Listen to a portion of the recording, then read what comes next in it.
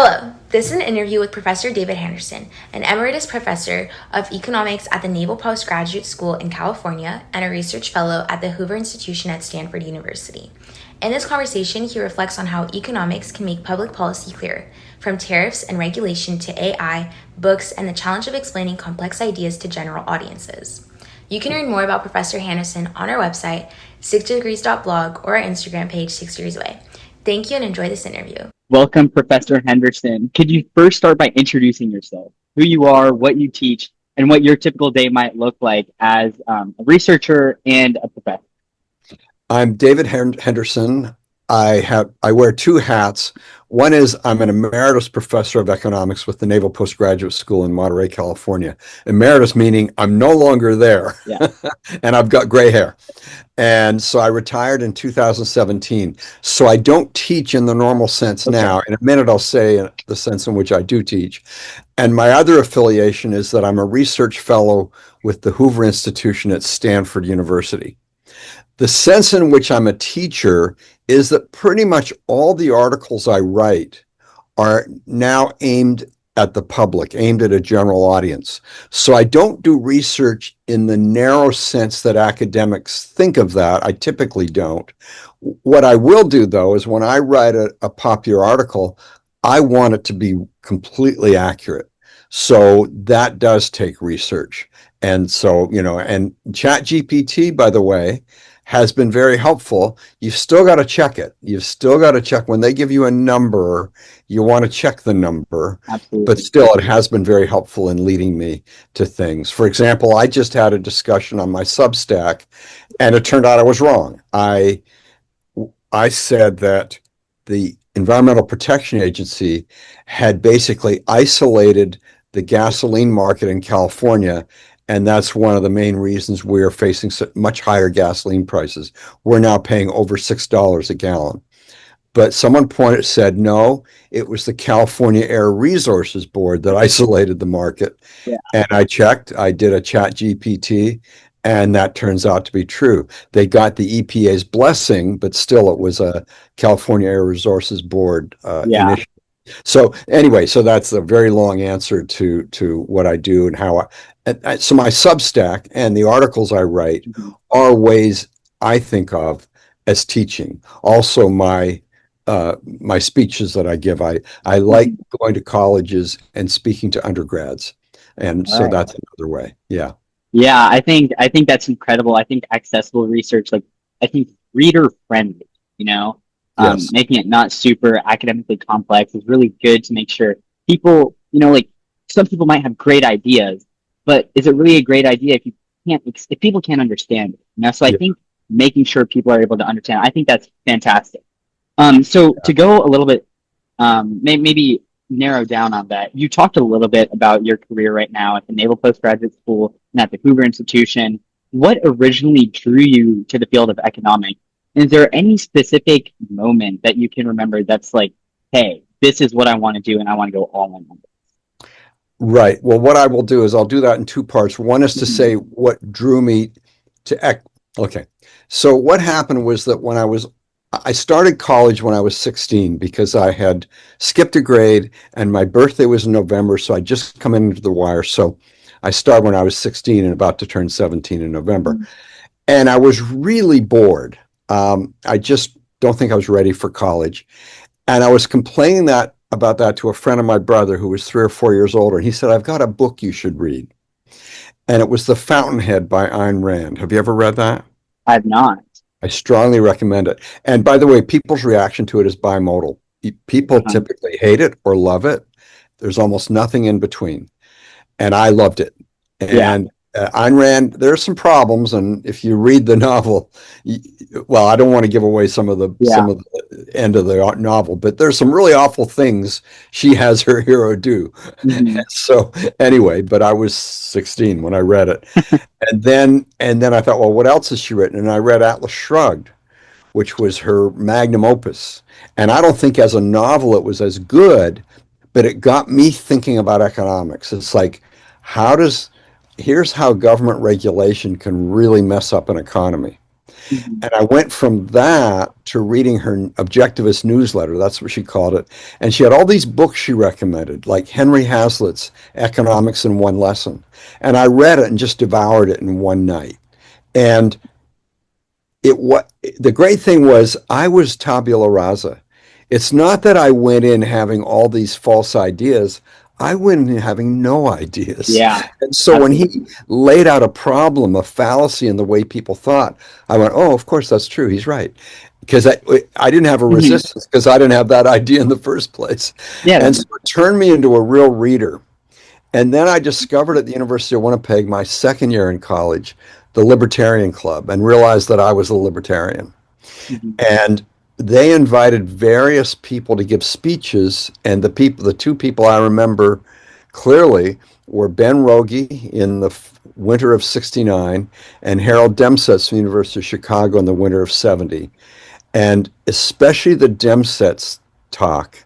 He gave 3 talks in 2 days, and it was so different from the econ course I was taking. I Yeah. wrote a chapter of my Joy of Freedom and Economist Odyssey titled Hooked on Economics. And what I said was halfway through this year taking economics, there was one thing I was sure of. I never wanted to be an economist. It was just boring, and it wasn't talking about the issues people were talking about, even the issues the socialists were talking about.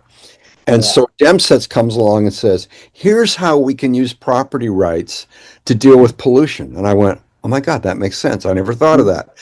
Here's how free markets make employers and landlords bear a cost for discriminating on racial grounds. They'll lose out on potentially a good tenant. They'll lose out on potentially a good worker.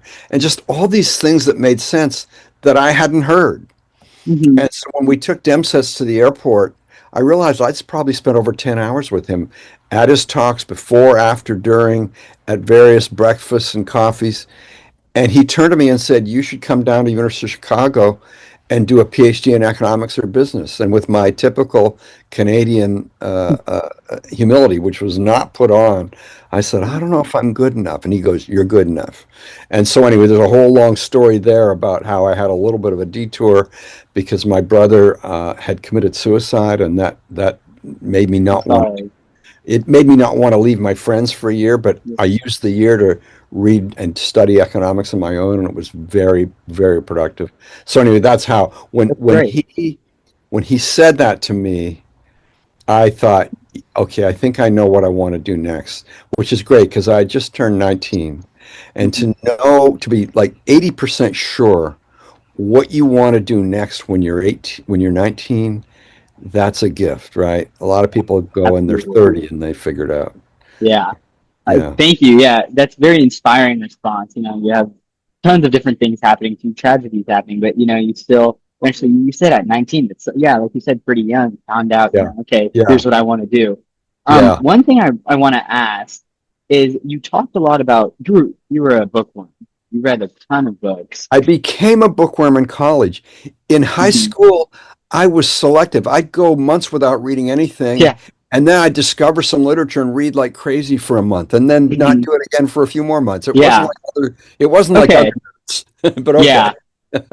So my question is that like, being a 16-year-old, I was born in 2010, so I'm still young. Being a Yeah. 16-year-old in our generation, I think books are becoming like a oh, you read a book? It's all, like short articles, Yeah. AI transcripts, summaries. What do Yeah. you think that means for the future of not only economics, like but research and academia as a whole? Oh, one of those big questions. Yeah. I'm concerned. I'm concerned. I mean, the good thing is the whole web and all that stuff. I think we were talking because you'd mentioned earlier about people not saying things clearly. Yeah. I think it has caused a lot of economists to say things more clearly, Okay. or else people will just go to the next website. Yeah. And so that's one benefit. I do Okay. think people should read books. I'll give you an example of just something that stunned me. I had a student, I taught military officers, and I had a student about 20 years ago who was interested in just war theory. And whenever Mm-hmm. anyone wanted to do some interesting kind of off-the-wall thesis, my colleagues would send them to me. And so he wanted just war theory, and I just thought, well, that's interesting. I'm interested in that. And I said, now, one big one to study is dropping the atom bomb on Hiroshima and Nagasaki. And he goes and he comes back a few days later and says, I can't find much on that. And I go, really? Yeah, like I went on the web and I said, did you go to the library? And the answer was no. He hadn't even tried to find a book. So I said, okay, go to the library. And then it worked. But it's like, this was a 25-year-old Air Force officer who hadn't thought of that. Yeah. And that was 20 years ago. So anyway, yeah, I do think there's some problems with that. Yeah, that's interesting. I think I'm not willing to pontificate and say, oh, this generation sucks and we're dead and it's doomed. There's so many things that could happen that could go right or go wrong, and that's why I just don't know. Yeah, absolutely. I think I can relate to that student a little bit. It's like, it's almost like I don't trust a book as much because it's probably like, oh, this is probably an old book, it's probably outdated. But I can definitely see where, like, go to the library, read a book. I'm trying to get into that myself. But let me just say, one reason, all other things equal, to trust a book more is when you're publishing a book, you've got a publisher, you've got editors, etc., and they are holding you to some account. Whereas if you're doing a blog post, you can make all kinds of mistakes. Yeah, absolutely. Yeah. So, in your response to, kind of like why economics, a little bit you talked about what you did during one part of your career, which is economic policy advising. So, as a student who is really interested in, like right now, I'm in Washington, D.C., the center of politics. Again, I'm also really interested in economics and business. How do you think, or what lessons might you have for, like, here's how we can use the principles of economics to shape how our government and our society function? Well, first of all, have a really good grasp on the principles. And second, realize that those principles get you a long way. So when I went to the Council of Economic Advisors twice. One as a summer intern in the summer of '73 under Herb Stein, who was under Nixon. And then I became a senior economist under Marty Feldstein, who was under Ronald Reagan. And in both cases, the experience I had is that you could get a long way by just understanding the basics of economics, understanding trade-offs, understanding incentives, and then specific things like understanding why price controls are virtually always a bad idea, or why tariffs are virtually always a bad idea. Things like that a lot of people in Washington don't know. And so a lot of what you're doing is trying to figure out not what's true because you kind of know it, but rather two things. How do I say it so someone who doesn't know it might be convinced? And how do I quickly find evidence? Because I've been in this ivory tower to some extent, and I've given examples from history, but what about evidence on tariffs on steel, for example, in the last 20 years, things like that. So what advice or what tools might you have used for, as you were talking about, like, something and you're just trying to explain it in a way that, we talked about a little bit earlier, making sure that everyone can understand it. What have you done, or what might you recommend to someone trying to explain maybe a little bit more complex of a topic in a simple fashion? I'm sorry, what the question is, like, how would I explain a complex topic in a simple fashion? So how, with your career and with your expertise, how have you tried to explain, like you were saying, something is objectively true, maybe. And you said you might have had some trouble trying to explain that or trying to figure out how to say that. So what have you maybe just done in the past to be able to do that? I don't know if this will answer you, but here's the best I've got. I think I had a major breakthrough. I taught, my first academic job was teaching in the business school at the University of Rochester for 4 years. And I was actually getting bored with academia, even though that was a really good job. But so I left. And I went to the Cato Institute in San Francisco. That's where it was at the time. And I edited a publication called the Policy Report. And I wrote editorials and also some of the content and edited other people's content monthly. And then I did other things as well. So I was writing every week. Yeah. And that was good in itself. And the second thing is I knew the economics. How do I say it for a general audience? So I'm simplifying, but I'm not distorting. So that any economist who looks at it goes, oh, okay, I see why he said it that way. And it probably will steer people in the right way, not the wrong way. And I got good at that. And then when I quit at Cato and I wanted to stay in the Bay Area, I got a job teaching at Santa Clara University. And that's when I felt like I made this big step up in my teaching ability, because I'd already thought about how do you talk to non-economists. And so I think I became a really good teacher at Santa Clara. That's great. I want to go back a little bit. You briefly talked about how you like your opinion on tariffs. So the Trump administration has recently pushed tariff rates to the highest they've been in over 80 years. Yeah. From your standpoint, all about free market and all that, what is your assessment of what this trade policy is actually doing to our economy? Well, it's hurting it. And then the question is how much. I did here's the good news. We have 350 million people. And we have the largest economy in the world, really. I mean, maybe China's close, but I still think we're the largest. And so when you cut off cheaper goods coming from the rest of the world, that hurts us.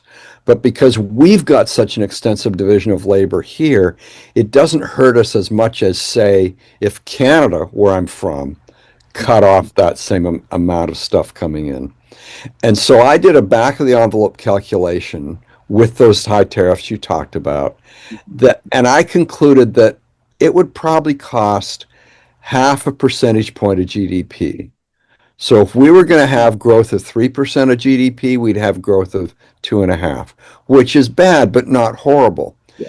But what I did not compute, because it's very hard to compute, is the uncertainty. Because it wasn't like Trump said, okay, we're going to have these tariffs and that's it. Next week, oh, the stock market went down. We're dropping the tariffs. Ooh, someone said something that hurt my feelings. We're going to raise the tariffs. Yep. And it's just all this stuff. So businesses, even just retailers, need to plan. They need to know, well, what's the tariff going to be 6 months from now? And if they don't know that, let's say they're producing a good competing with imports. How much do I invest in producing this good and building a new plant? What's the certainty I have? I don't have much certainty. Or even a retailer trying to build inventory. Do I build inventory now when the tariffs are high, but they might go up more? Well, maybe, but they might go down. And so just all this uncertainty, I could imagine, and this isn't even back of the envelope, this is gut feel. I can imagine this uncertainty costing us a few tenths of a percentage point in growth. So let's say we get 0.5 from the tariffs themselves and 0.2 from this uncertainty. There's a loss of almost 1% of GDP, which is getting more serious. Yeah. So what do you think that might mean for, I guess, for the long term? You know, we only have we're almost halfway through this administration. So if this continues, do you think it'll continue to ramp up, or do you think, maybe this is as bad as it'll get? On tariffs. Yeah. I think this is probably as bad as it'll get. For one thing, some of the good court decisions are going against them. Yeah. But one of the things I was not a fan of Biden at all. But one of the few things I thought we would get from him, what would be better, was that he would roll back Trump's tariffs, because Trump had done a lot in his first term, and Biden rolled back hardly any of them. And so my big worry would be, so if you look at our traditions, the Democratic Party traditionally, 19th century, early 20th century, was the party of free trade. The Republican Party started as a protectionist party with high tariffs. Then, after World War II, both parties, well, the Republicans backed down a little on tariffs. The Democrats were still good on tariffs. And then in the 70s, it kind of turned around. Mhm. And so now I think, unfortunately, the Democrats haven't come strongly out against tariffs. So we essentially, I think, have two high tariff Yeah. parties, you Yeah, know? it's like both options are there for tariffs. So I guess what do you do? Yeah. And with that, so a lot of your work is in looking at how government regulations and what the government does directly impacts the economy.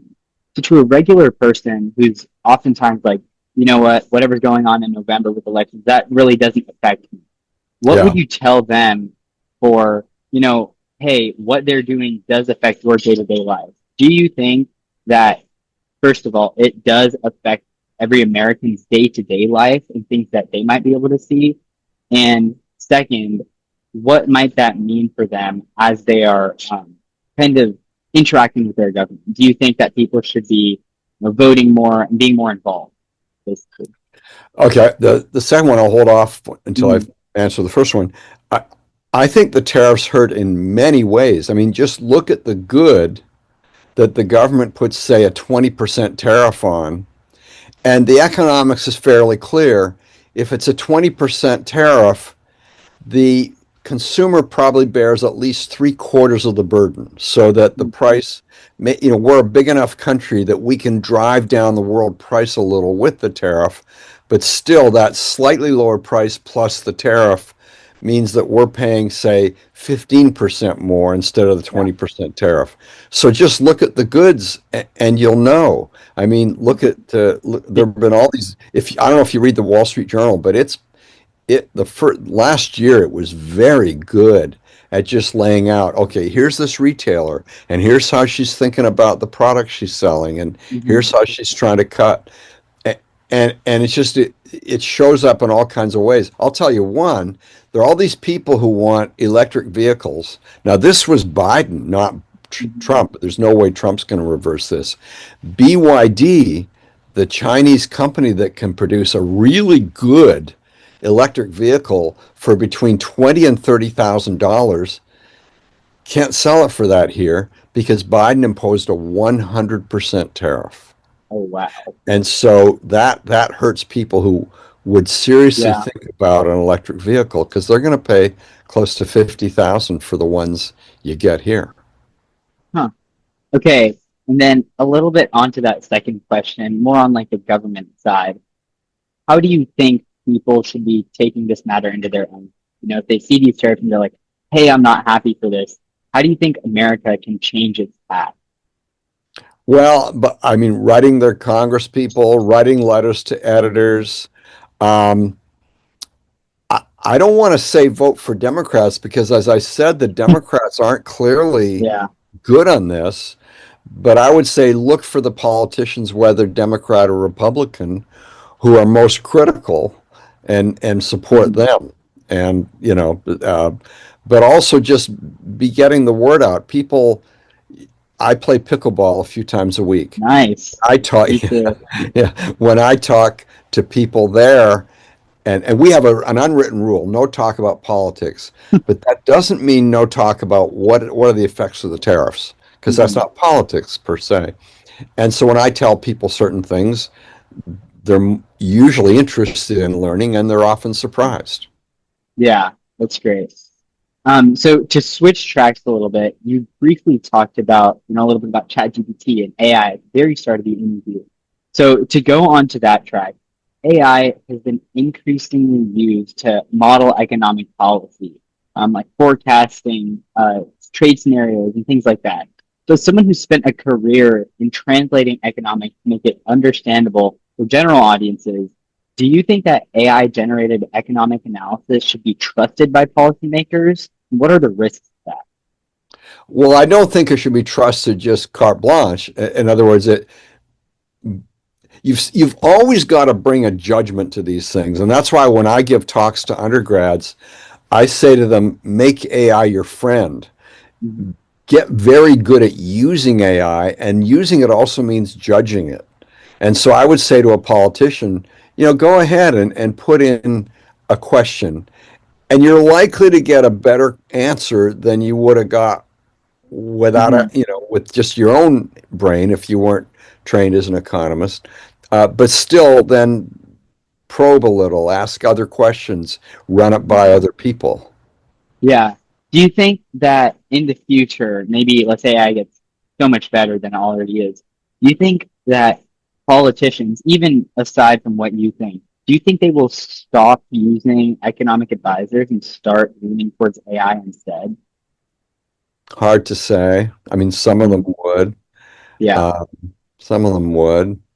Yeah. Hard to know. Yeah, Yeah. I think that's really interesting to think about, especially for my generation. Like, we're using AI in our homework. Are we going to be doing that when we're, in office? So I think it's Yeah. interesting to look at. So I've got a question for you, and you might Yeah. not want to answer it when it's being Uh-huh. recorded, but you get a question and you use AI, and how much of the answer is yours? So for me, I like coding my AI to I don't know if you're familiar with are you familiar super familiar with With what? Claude? Claude I haven't Anthropic? used Claude, but I know Okay. of it. Yes. Yeah. Yeah. So Claude Anthropic has done a very good job, in my opinion, of making Claude easy for people who are in the intermediate phase of AI. I Yeah. feel like ChatGPT is very beginner level, like how do I get into AI? After you get into Claude has a thing called a skill creator, which I really like. So I'm not very great at coding. Like my parents are computer science wizards, but I've never found that interesting, so I'm not great at it. But AI has made it incredibly easy for me to like slash skill creator and then say, create me or a command that says, when I say this, do this. And it'll take a couple minutes, but it'll code it like fantastically. It's almost perfect.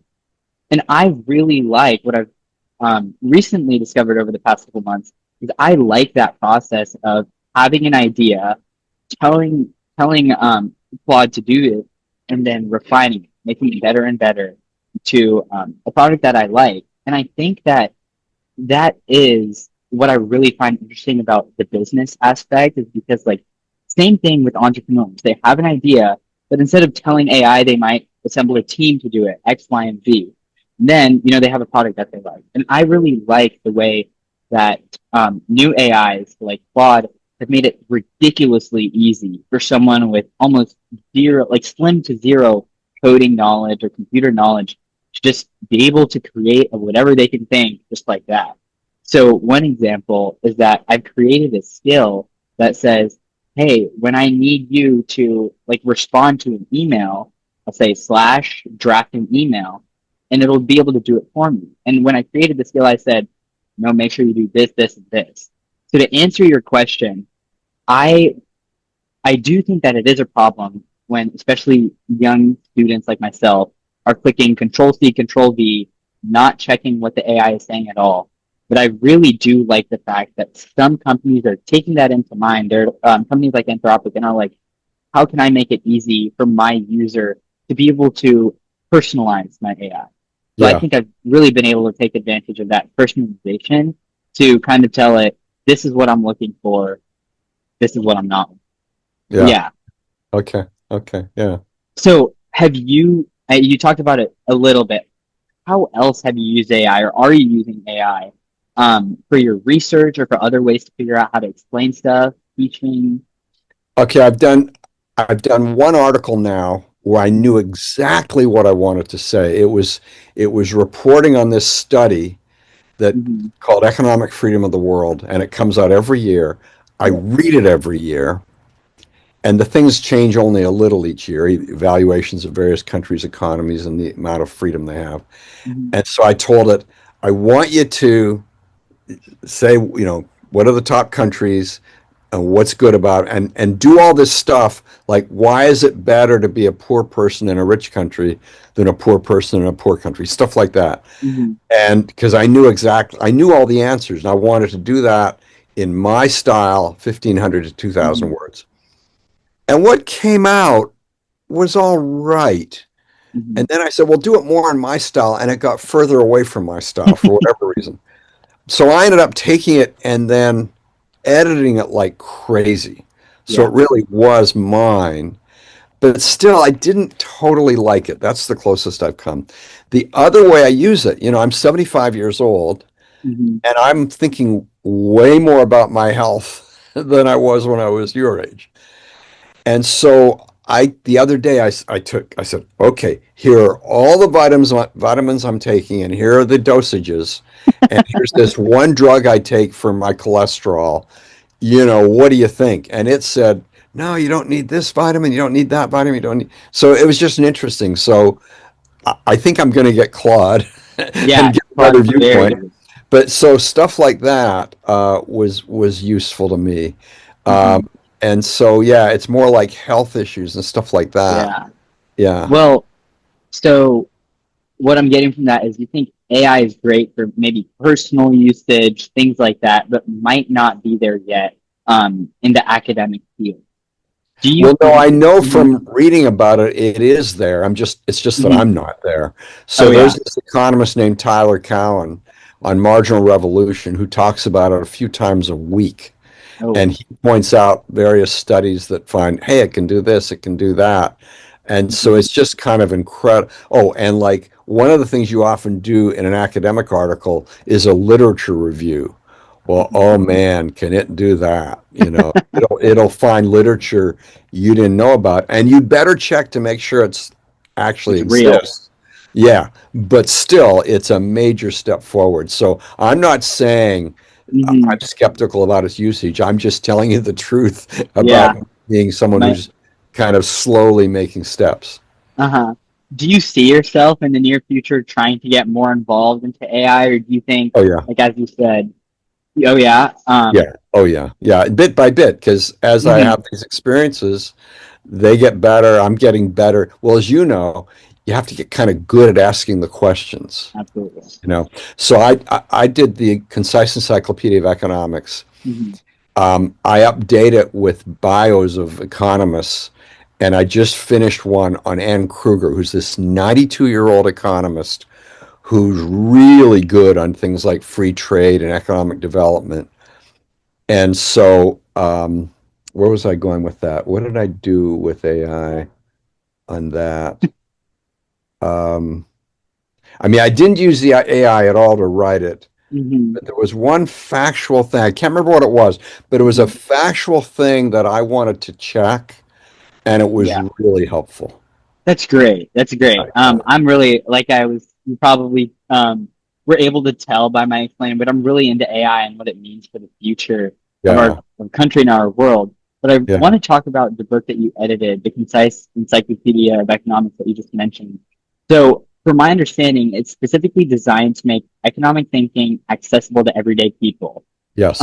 Why do you think that kind of economic literacy matters, and where do you think it's most lacking right now? I just think it matters so people can understand the world. When I taught military officers, their age was typically between about 28 and 38. Mhm. And the first day I'd say to them, I'd say things like, you've been around the world. You've probably traveled to more countries than I have. You've seen more things than I have. But what I can tell you using economics is that you'll learn things you never knew you never knew. And so, in other words, you Learn think things. it's from that movie Pocahontas or whatever. Um, You think that you see something. Well, okay, I'll give an example. mhm. I'd say to my students, how many of you have been to Guam? And if there are a lot of Navy officers, like a quarter to a third of the students raise their hands. I said, what do you notice about buildings in Guam? And they go, they never seem like they're finished. I go, right. Why? And they don't have a clue. They just noticed it Mhm. but didn't know. And I said, because if you finish a building, your property tax rate goes way up. And then I'd say, and I know taxes are this thing that has all of these effects. So many of my examples the first day are taxes. I'll say, Yeah. who here has been to Germany and lived Mhm. in Germany? And maybe a fifth of the students have. And I say, how many places you've rented had closets? Not very many. How come? Well, because a closet is counted as a room, and property taxes are based in part on the number of rooms. So just stuff like that. And so it's That's very easy great. to get 30-year-olds jazzed. Hmm. And they say, one of the things I was cleaning up my office and I was looking at these evaluations just before we got on this interview, and people would say things, I never knew this, and now I do know, and I care. And that's the Yeah. step I want people to get. And it's That's easy to cool. get with the class I teach. It's harder to get just reading an encyclopedia, but I Hmm. think it gets closer. And then what should you do? I think you should be following politicians and following their policies and usually writing them not angry letters, not nasty letters, but letters saying, here's why I'm disappointed in you, Senator so and so, Hmm. because you did this, but this isn't consistent with your values, or this isn't consistent with making America better off, or Hmm. something like that. Yeah. That's that's really interesting, actually. So, out of curiosity, aside from those two, what do you think are the best examples of like, have you ever wondered why this? Here's what economic policy, here's why economics is actually behind it that you can think of. Oh, besides the examples I gave? Hmm. Yeah. Oh, yeah. So this one was the Ann Kruger thing. I Yeah. came across her biography that she'd written, and she studied the effects of tariffs in Turkey and India early in her career, and also of export subsidies. And one thing I found in her little biography that wasn't in any of the more academic things I read by her is that companies in Turkey would actually take big stones and put them in a ship and go out to sea and dump them because those counted as exports and they got an export subsidy. Ooh. And so, one of the things I tell people, I lay out my first day the 10 pillars of economic wisdom. And pillar number 2 is incentives matter, incentives affect behavior. And if they Hmm. get that, they can start looking at all kinds of things in the world. That is very interesting. Yeah. Yeah. Dropping a rock is considered an export, I guess. Right. Yeah. Yeah. Um, so with that, a lot of your career and a lot of your work is trying to explain things to people in an Right. accessible manner.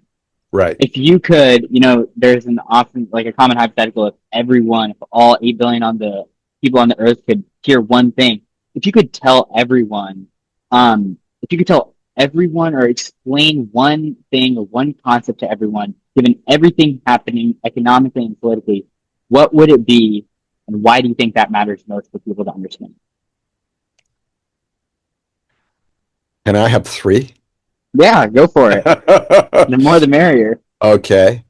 I want people to understand what economists call the hockey stick, Hmm. that for centuries we went along with very, very low income per person, and people were starving and had very, very low life expectancies.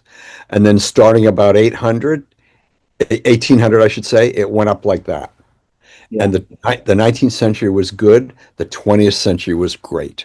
And I want people to understand that. And I want people to understand, this is the second point, that that was largely because of economic freedom. Those are the 2 things. Hmm. And the third thing I want to understand is if you want to make the world better off overall, reduce as much as you can barriers to immigration. The, those barriers are so much more important than barriers to the movement of goods. So there's Hmm. this economist, and I'm not remembering his name. Oh, Clement is his name.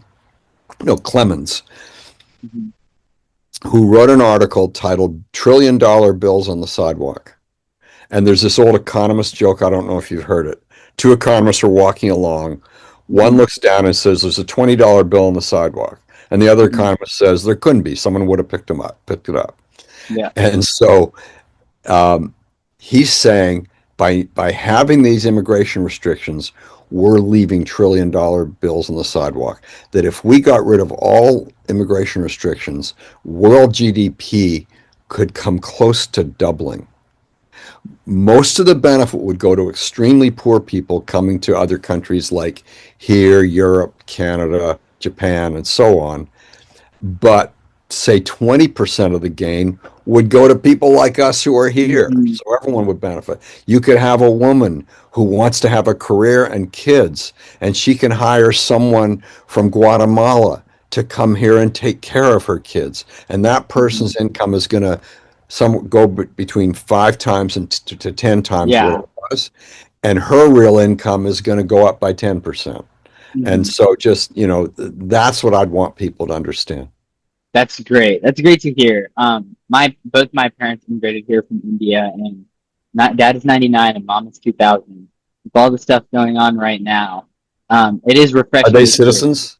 They are citizens. That's Yep, they good. got their citizenship early.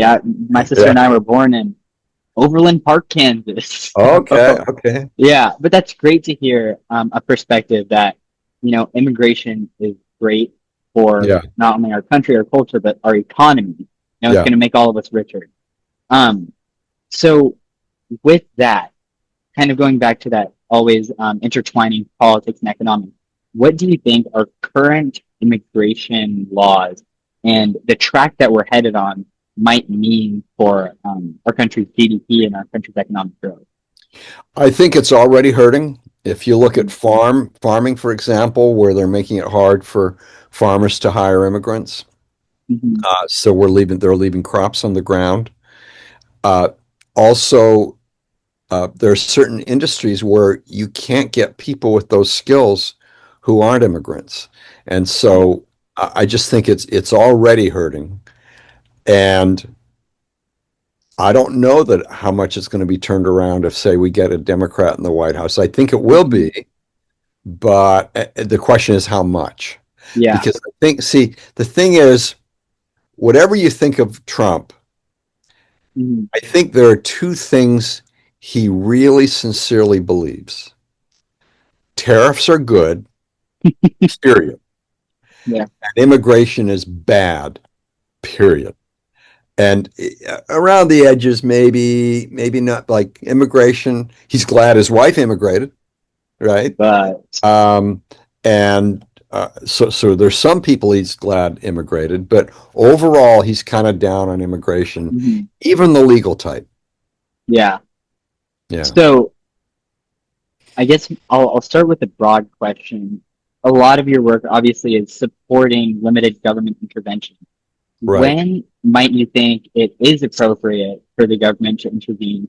And for that specific example, like where do you think that bright line is between not necessarily restricting, but regulating immigration versus making sure that our economy is prosperous? Okay, so I want to just mention things I think government should do. They should have laws against murder. Yeah. They should have laws against rape. They should have laws against mugging someone. All those things are good. Mm-hmm. Now, what kind of penalties you have is a different issue, and that takes a lot more thinking. But some penalties, including potentially prison. On immigration, I have a friend, Brian Kaplan, who I, by the way, recommend interviewing. All right, Who, Brian. yeah, who wrote a book called the Science and Ethics of Open Borders, and he advocates open borders. Um, I'm not totally there, but he got me Mm-hmm. close. And so I do think we should have a test for whether you committed crimes in the country you're coming from. Are you carrying a communicable disease? Other than that, let them in. And the thing is, if you're worried about how we get 50 million more people in 10 years, which could happen, price it and say, Mm-hmm. okay, you want to come into our country, pay 50 grand. Now that might sound like a lot of money, but I gave a talk on this recently on immigration locally, and I said, look at what people pay coyotes to bring them in from Mexico, anywhere between $5,000 and $10,000, and they might die on the way, and they're still here illegally. So they haven't really, they haven't solved the problem. Yeah. if they're willing to do that, they could collect money from their relatives and pay 50 grand and get their green card and be safe. Hmm. And if we allowed, and we allow roughly 1 million immigrants a year now, if we went up to 3 million a year and priced everything at 50 grand, that's $150 billion a year, which is a dent in our deficit. And so that's kind of my little Yeah. compromise that helps with our deficit as well. Hmm. So speaking of that deficit, you recently wrote that America's trade deficit is a sign of strength and not weakness. Can you break that down for someone who might think that's like kind of counterintuitive? Sure, and I just want to point out I was talking about a budget deficit, which is Okay. spending greater than taxes. Hmm. A trade deficit is very different. All it means is we're buying more goods from the rest of the world than the rest of the world is buying from us. So Hmm. it's not like a loss somewhere. Now, the reason I say it can be a sign and often is a sign of economic strength is if you look at when we buy more imports, it tends to be when our growth rate of GDP is higher. So there's this concept in economics called a normal good. A normal good is one you buy more of when your income goes up. Well, imports are a normal good. We Yeah. buy more of them when our income goes up, so it's a sign of our prosperity. Oh, so if we continue, even if we have a deficit, the more imports we're getting, the more we're buying. We're going to have economic prosperity. That makes And sense. by the way, it's not really a deficit because the Hmm. money those people get, they invest here. They'll buy government bonds, they'll buy shares in companies, they'll even do Hmm. direct investment and buy plant and equipment and set up their own factories. Yeah, that's interesting. But as I'm noticing that we're kind of getting close to that 1 hour mark, Yeah. finally, what might you tell someone like me, a student who's genuinely drawn to economics and is really interested in what you've spent your life doing, looking at how government policies affect markets and what that means for people and how it's all intertwined? What might you tell a student like me, um, who is really drawn and thinking about pursuing it professionally? What might I need to understand about this field before I commit to this path? I think you'd have to understand that the world is changing very quickly. And Hmm. so it would be a mistake to say, I want this job. You can want it's not a mistake to say it. It's a mistake to think the odds are high you're going to get it. And so you've got Okay. to get broad skills that will prepare you for lots of things. So there's a retired economist named Robert Grabois, Graboyes. And he wrote a piece last week titled something like, Mama, don't let your babies grow up to be economists, or something like that. And I can send you the link. And basically, he says you should have, in financial decisions, we always use the D word, diversify, and that's worked out very well for me for my retirement. Similarly, in your career, diversify. So you might even want to think about, even though this isn't what you Hmm. want, should I get some skills so I can be an HVAC repair guy, right? And he gives that. Hey, my mom works in interior design and construction, so maybe. Yeah, and so he gives that specific example. But I mean, that may be extreme, but it's very hard now to Mhm. know what's going to work with things like AI, and also colleges. I don't know where you are in this issue, but they Mhm. are incredibly woke now, where they want you to use someone's pronouns, and you get in trouble for not using the right pronouns, and just all Mhm. these things Mhm. that just come on, let's talk about important issues. Yeah. And so when I was going through college, it just wasn't that way. And I Yeah. got lucky in that sense. So that's an issue. I also would say that, I mean, one reason I do so well Mhm. is we had so little when I was growing up. Yeah. And I learned from an early age how to make money when I was Mhm. 8, 8. how to save money. And Number so, 9. yeah, and those two skills were really good. So, like, I'll give you an example. Hmm. I was in Safeway earlier today and I saw on a certain shelf day old bagels. They looked fine to Okay. me and I got half off, you know? And I had one of them and the other five are sitting in the fridge, and I still do that and I still get pleasure from that. Yeah, you From sound just like my dad. How old's your dad? My dad is 52. Okay, okay. 52. Yeah, Yeah, yeah, still a young guy, but he retired yeah. for a Oh, he couple. retired. He retired, but then he started working again because he's helping out his friend for some Okay, yeah, startup. But yeah, yeah. yeah, he's very much like, look, no matter how successful you are, the $1 bread will be just as good as the $5 bread if you Yeah. take the bag off. Yeah, and So, then every once in a while I splurge. So mhm, I always gave these tips to my students. I taught them, there's a book I drew on by Dwight Lee and Richard McKenzie called Getting Rich in America, 8 Rules for Building a Fortune and a Satisfying Life. And I go through each rule and apply it. And it takes like 5 or 6 minutes in class. And then one of them is resist temptation.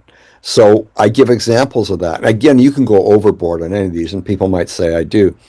But I say, look, I like having a drink, an alcohol drink, with mhm, dinner when we go out.